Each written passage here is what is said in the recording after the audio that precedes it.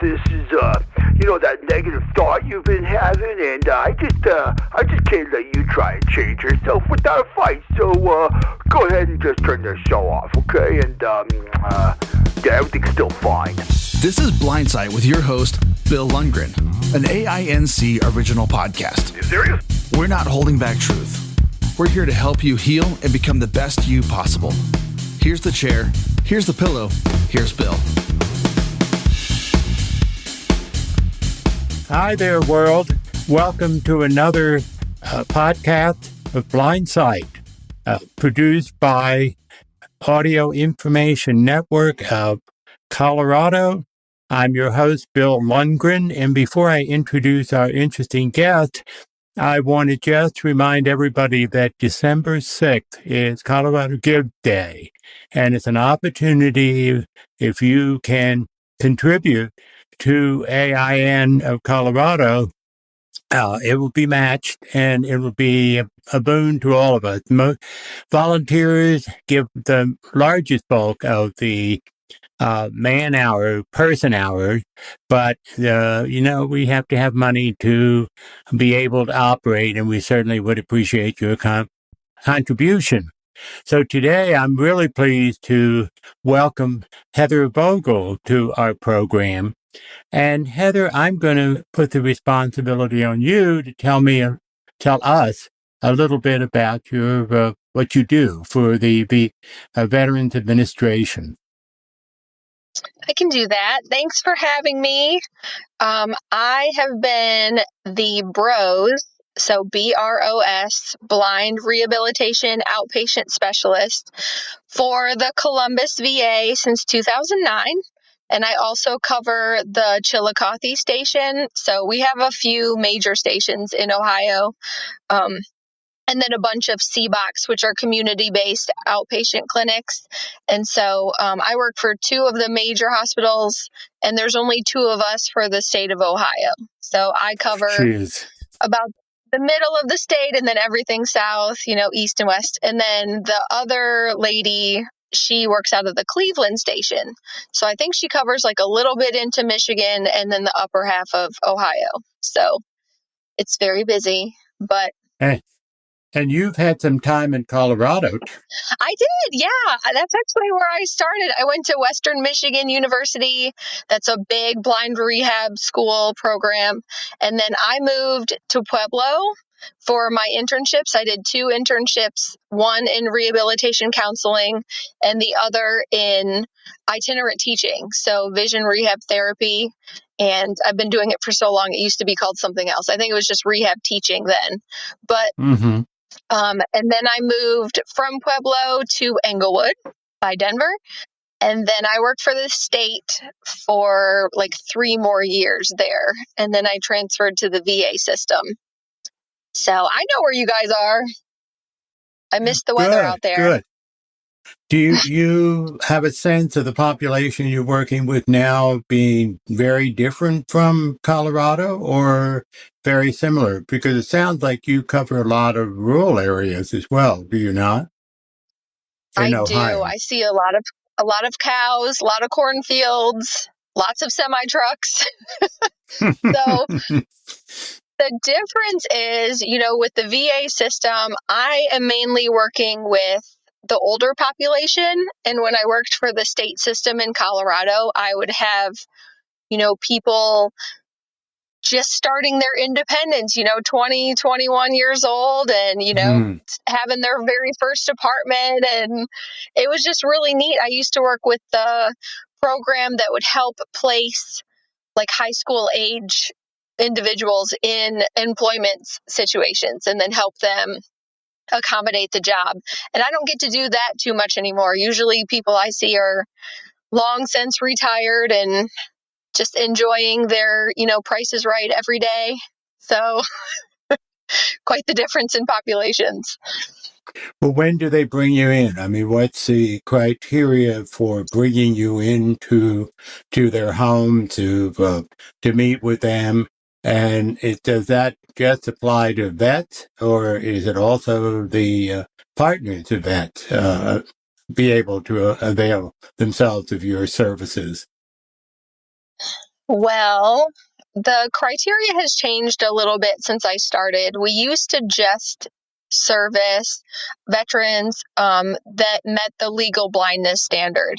And they have changed that to now include veterans with just general low vision. So the VA does exclusively serve veterans. However, if it's a shared household where, the man or the wife and their partner both can't see very well, then I certainly don't mind them sharing the devices that I give them. Sure. It's like a relationship building activity. Right. So, yeah, we have hundreds of veterans that we serve. What do you do when you go into the home? Yeah, I'm kind of a jack of all trades. So each veteran in our low vision area usually meets with my work partner.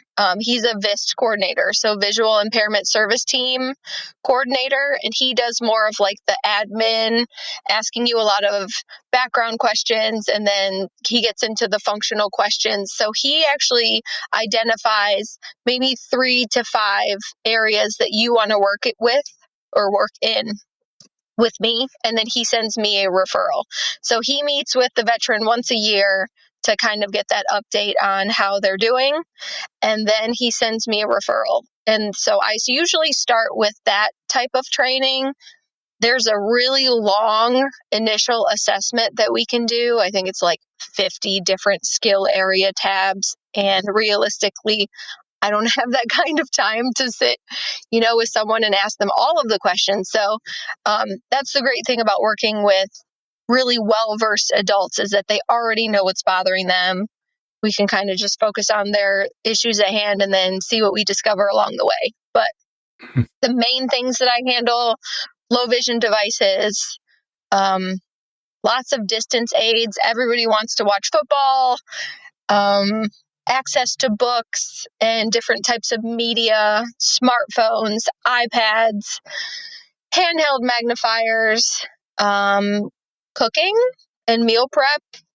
I mean, it's just such a wide range of things. Guys with computers and, ladies that would to shop a little bit more independently so they don't have to ask for help in the store, just seeing the prices, just really day-to-day functional things that a lot of people don't consider, before they lose some vision, and then they're a lot more difficult to complete by yourself. Right. Yeah, I gave up cooking a little while ago because it's just too much of a pain. But so what you do is go in and see what the issue is. Your partner goes in, sees what the situation is, and then says to you, "Okay, here's your chart. You've got to pull the general functioning of the individual, and then if there are some other things like dealing with the spouse's discomfort with having a partner who's having trouble seeing, who deals with that?" Well, a lot of times we do it together. Oh, okay. I actually made a joke the other day that the last 3 weeks, it's been a lot of kind of relationship counseling versus actual skill training. But sometimes you just have to put the skill training on hold because they're just so frustrated. And then there's resentfulness that comes in. There's caregiver fatigue. I mean, a lot of times the spouses are exhausted. They don't know how to handle all of the changes. So part of the issue is that the veteran is feeling that they're experiencing all of the changes and that the focus should be on them, and then the spouse kind of gets left on by the wayside, as their feelings aren't as validated, I guess, until I come in or someone like me comes in and is saying, no, you guys are doing this together. This isn't just you. So it's hard, especially when someone is still functioning visually, but not the same as they used to. That's very difficult because the only person that knows how much they cannot see is the veteran. Their spouse is used to the person working a whole different functional way. And so I will go in and the spouse will be like, well, they used to do this, this, and this, and now I have to do it all. And so it's a little bit of a vicious cycle. I mean, you can point out that you can still do these things, but a lot of people don't want to do them anymore anyway. Kind of like cooking. I don't know if you still wanted to cook or not, but there's a lot of people that give up cooking and they don't care. They don't want to do it anyway. They didn't want to do it before, and now they have a better excuse to not do it. So, frozen dinners is my excuse. Yes. And they're so good now that I kind of support your excuse. I mean, 3 minutes in the microwave and it's pretty good. So I get the impression a lot of the people would be diabetes, macular degeneration, that type of issue would be in the population that you would work with. Yes. So predominantly age-related macular degeneration, since I am working with an older population, people that have not managed their diabetes well or haven't been able to. They have lasting effects with their vision. I have a handful of veterans that do have glaucoma, and they kind of struggle with balancing their pressures. And then their eye drop schedules are pretty complex. So we do that a lot. I'm not a nurse, and so I can't help them manage their medications, but I help them manage their medications, if that makes sense. Just kind of like remembering the schedule and eye drop guides and things like that. But actually administering the eye drops, no. No, that's not your job, but. No, can't do that. But I don't have a lot of traumatic injuries. That's kind of a different program within the VA. It's called Polytrauma Bros, and they're mainly like in a big hospital setting where a veteran may come back from a more current war era, and it's more of an intensive program where they can attend and kind of relearn everything day by day instead of me seeing them once every 3 weeks for 2 hours. So that's kind of your schedule, is every couple of weeks for a couple of hours to see how they're doing and kind of and doing some training and teaching. Yeah, I visit people. I have like 2 to 4 home visits a day, depending on where people live. And then I give out my direct phone number. So I get a lot of emergency phone calls when something won't work, especially when iPhones decide to update. And then everyone is like locked out of their phone with the hello screen of death, So I do a lot of those calls. Same with time changes. Atomic watches are supposed to change the time for you, but they don't. Not all of them. So I usually run around like crazy when those things happen and fix them right away. But I'm on the road every day. My work partner, the VIST coordinator, he's mainly in office. He has a mobility degree, so he can help people in the community occasionally. But yeah, he mainly just meets with people in the office or on the telephone to get those annual questionnaires done. And then I do all the functional training. You must put a lot of mileage in on driving around in this state. That is very true. And luckily for me, they give me a nice government vehicle with a gas card.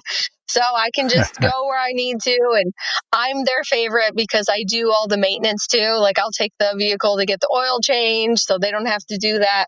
So I'm going on record. I know that I am engineering's favorite by far because I'm just that self-sufficient. But yeah. Well, it's fun. I love podcasts, like your show. And you turn on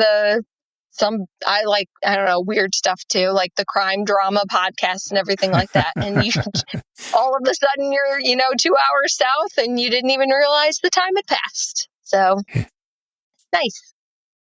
Well, what kind of, where do you get resources to assist you in this issue? And does it come from the VA system, or does it come, is it out of pocket for the vet? because you can't do everything as much as they give you that charge, but there are things where you have to call in other resources. They would love for me to do everything, yes. So one of the biggest problems is that we don't have a lot of community resources. There's mainly state and federal. State is typically limited with the amount of money that they can spend per individual.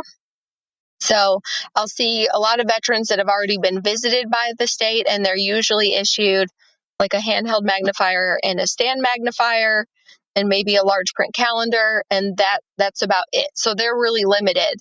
Through the VA system, we can provide prosthetic devices. So these are full-size electronics, magnifiers, the CCTVs that are, $2,500 to $4,000. Like, we can provide that for free to the veteran at no cost.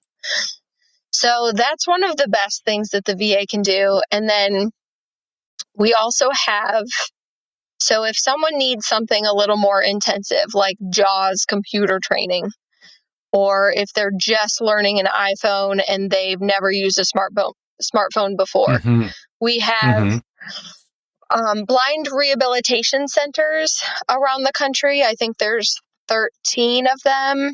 And so our closest one is in Cleveland. And then a lot of people may have heard of Hines in Chicago. That's like the mecca of blind rehab. So a veteran because it's the VA. So a veteran can go to the blind rehab center and stay and get instruction every day. So they have like an assessment period during the first week, and their instructors identify like their areas of training, and then they're given kind of like a class schedule. So the blind rehab center is in the main Cleveland VA. All of their like instruction classrooms are in one hallway, and then all of their the resident rooms are in the other hallway. So it's kind of like in the shape of an O. So it's real easy to learn and navigate through. And they have all of the skill areas. So low vision, communication devices, technology, orientation and mobility. They have a really fun area called manual skills, where a veteran can learn leather working and copper pressing and woodworking, just fun stuff that a lot of these folks used to do before their vision went south. And that's instruction every day until their program is finished, and they're eligible to go more than once. So this is part of the VA system. It is, yeah. So we can refer someone up to a blind rehab center whenever they need that more frequent training. So if someone has a little bit of memory loss and they need that repetition that I can't provide because I only see them once every couple weeks, or if they're just now learning how to use a computer or an iPad, just more complex things, or if their spouse just passed away and they have no idea how to live on their own, they would go for a daily living skills program and learn how to function more independently. So that for you, it's not necessarily a single vet, but the whole family system that you're kind of in the middle of, dealing with, as you can, the relationship between the spouse and the vet, and probably other family members, and for that matter, the pets, and kind of keeping things moving so the vet can function. And then if they need more than you can provide, then you've got the resources of the VA to refer them if they need a training center. What about counseling for the family? So counseling for the family, there's like two areas where they can go. So we do have behavioral health, through the VA. And I do know some couples that have had a counselor visit them at their home and kind of help them through all of these adjustment periods. So there's services like that. obviously, talking to me or my work partner, we help with a lot of transitions and questions. And then I believe the Blind Rehab Center has an opportunity for the spouse or the main caregiver to go up for a day or two and actually participate in the training.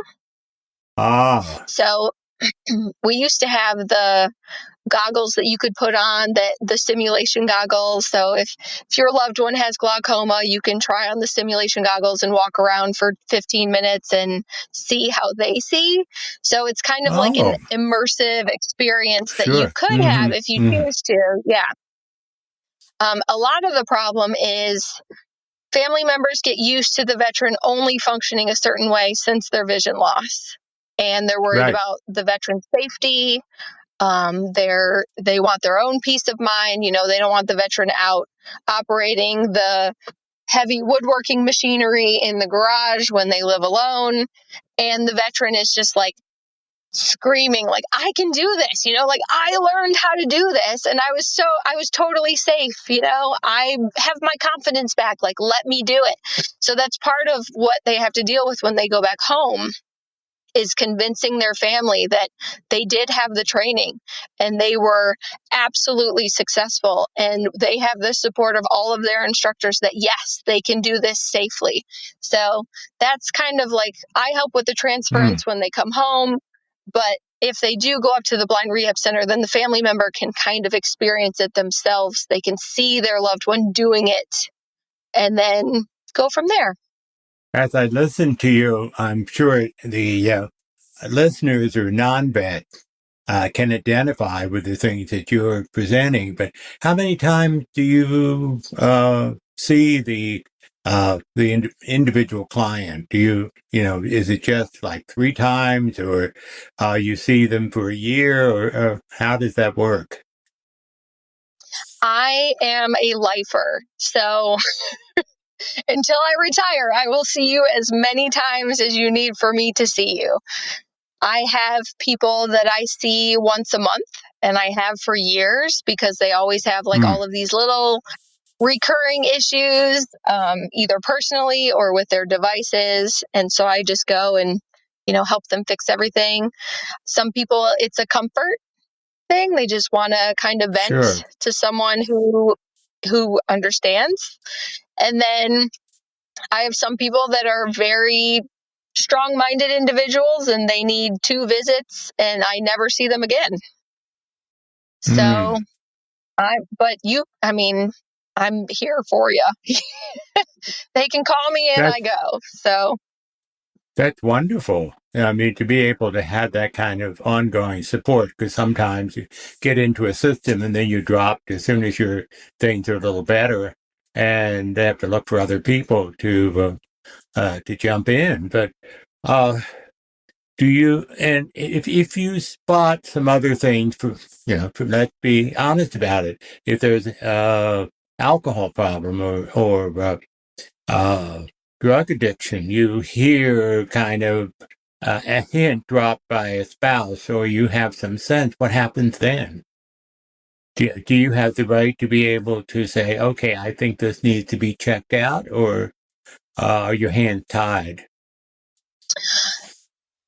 Well, I have a little bit of a duty to report, because I am going into their home environment. And if it's, an adult safety issue, then you kind of have to gamble with, the rapport that you just built with this person. So I'm very transparent with people. If I see or experience an issue with them, then I tell them right then. And then I offer them services. So, okay. And if it's something very serious, like their safety, I say, I have to tell someone about this. Sure, absolutely. So, what about, I think one of the things that really is difficult, particularly with an older person who's losing their vision, is the social contact. And they've got the contact with you. Are there veteran groups, for example, that a person who's losing their vision can hook into, or resources in that way that are not official, but kind of you encourage them to participate in. We personally have one. It's called the VIST support group, so VIST support group. And this is one of the only great things that came out of the whole COVID experience was we were all forced to encourage contact, with people staying in their homes. So my work partner started his support group. Instead of once a month, he made it once a week. So veterans could call in every Tuesday at 10 o'clock. They would just talk for an hour and a half, and they just thrived. Everybody loved it. The blind rehab centers started doing remote groups and remote training. So the VA is really big on Video Connect right now. They will issue you an iPad that is restricted, but it will let you video chat with your providers. And it's free. So if you can't make it into the clinic, or you still don't feel comfortable coming into the clinic, you can just video connect with your provider. And so they had the hookup with behavioral health groups and things like that. So we do a lot with like the talking books.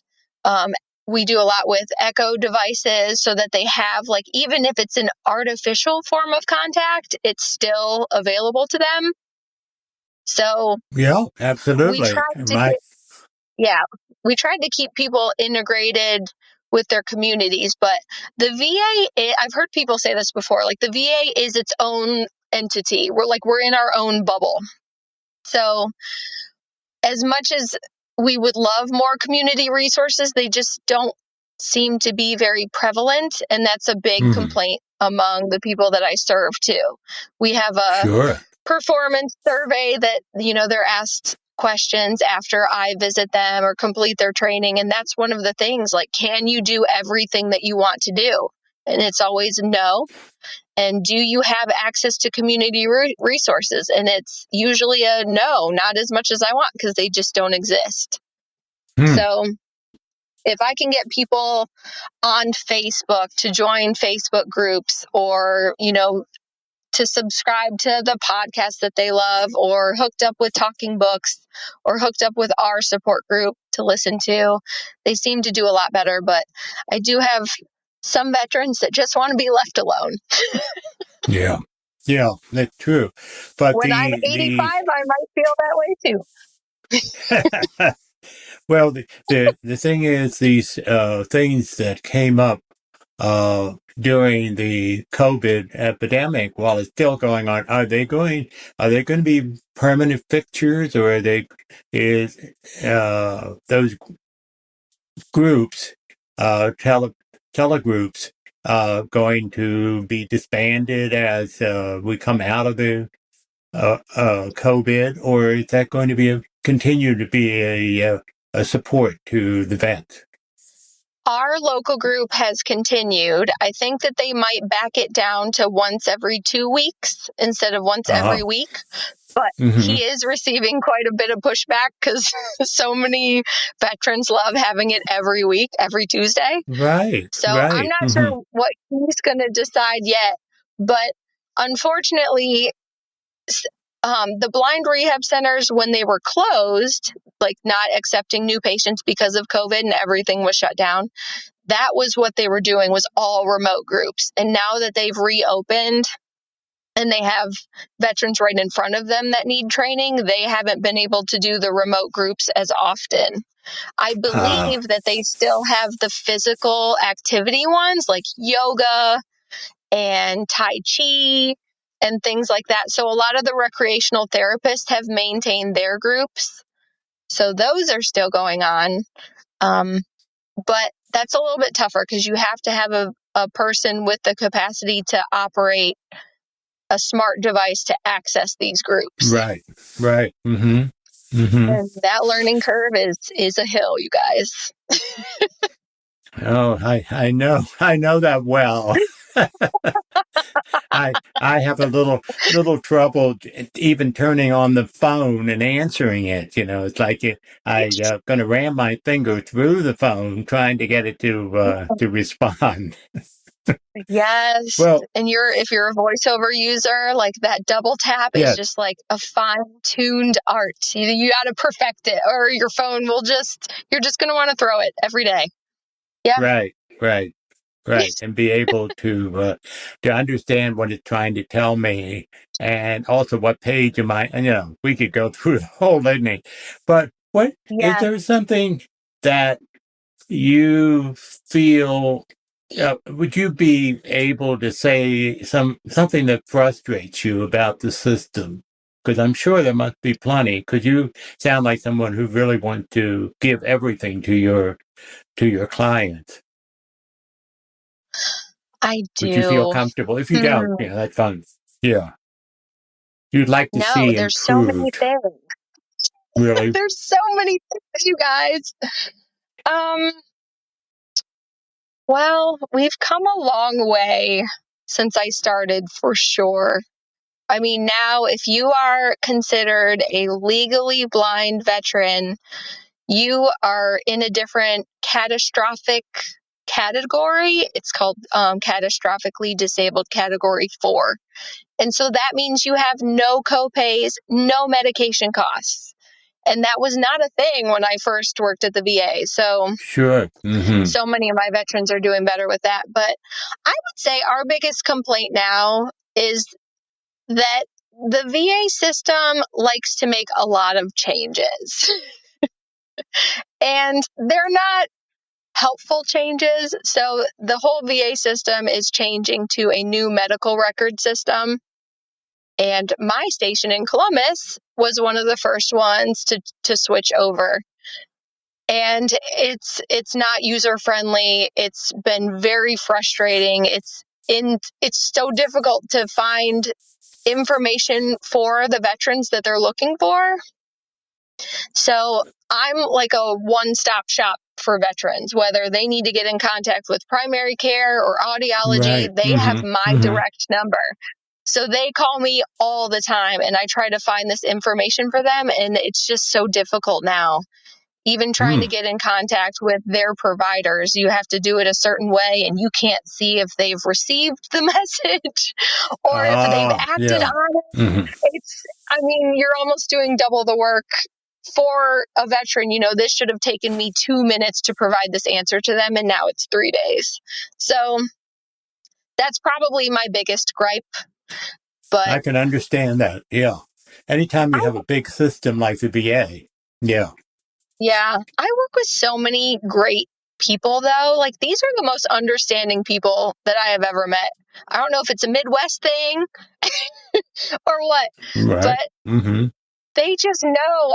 Maybe they can sense that we're really trying hard for them, but they're just so gracious and they're like, you'll get around to it when you can. And so I'm very lucky that I don't have more demanding people, but Sure. Absolutely. So that's one of the plus sides of your job, is just the people that you work with. I'm sure the absolutely. core that you have, plus the clients that come into the system. Yes, both of my grandfathers had passed before I was born, and now, like, I have 600 grandpas around the state. And they treat me like I'm family. And sometimes they'll be like, you are family. You're the daughter I never had, or I have 2 daughters. And they always, they just spoil them rotten whenever they can. They'll be like, I made your girls cookies. It's so much fun to get to know all of these different people. I can't even say it enough, you guys. I have the best job in the world, regardless of the politics, of the federal system. But yeah, it's the people that really do it for us. That sounds great. And that's a great note for us to end this interview with. I appreciate your being on and sharing with us your life working within the VA system, because it's kind of a mystery for those who are outside the system. And, Sure. It's certainly, they're lucky to have people with the enthusiasm that you have, because it's a big system. It's a bureaucracy, and you need somebody with your enthusiasm to do the work. So I appreciate you being on. Well, thank you. Absolutely. Is there any last word you want to leave with our audience about this whole issue of the vet or blindness, about something that you'd like to impart to them? Yes. So the VA used to not be so great, especially for the Vietnam veterans that came back. I would encourage everyone out there, if you are a veteran and you're hesitant about coming to the VA for care, or if one of your family members is in that same spot and they're having trouble with their vision, just please give us a shot. Blind rehabilitation is so different from all of the other parts of the VA. We are definitely here to try to help you. Just give us a chance, and I promise it'll be worth it. And if it's not, y'all can email me. And I'll try to fix it for you. But yes, we are here to help. So,